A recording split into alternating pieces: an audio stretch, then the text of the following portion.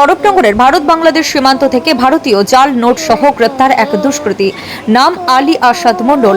জাল নোটের পরিমাণ 30,500 টাকা।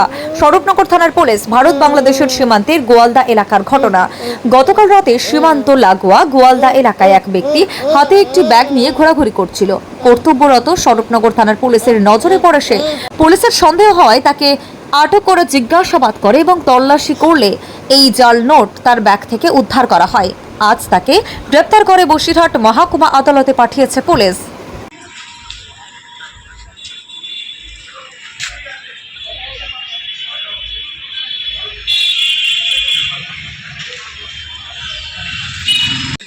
লক খুলতে পারছে না। পুরো পুলিশ হওয়া পুলিশ হওয়া।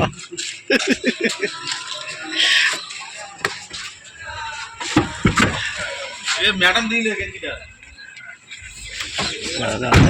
এক মিনিট। এই শুভ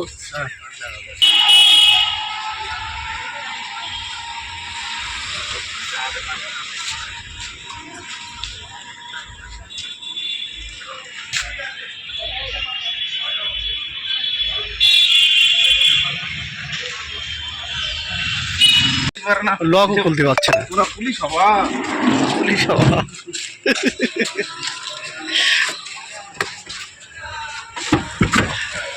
ম্যাডাম দিলে গেঞ্জিটা এক মিনিট। এই শুভ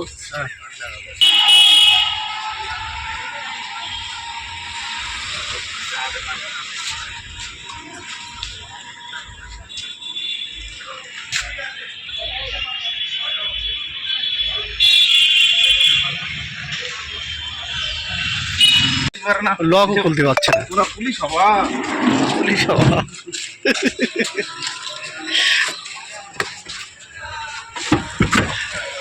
ম্যাডাম দিলে গেঞ্জিটা এক মিনিট। এই শুভ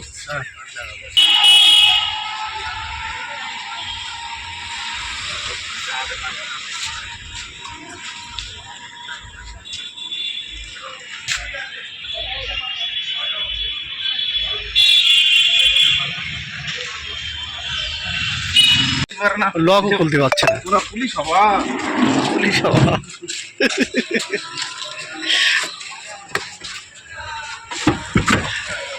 ম্যাডাম দিলে গেঞ্জিটা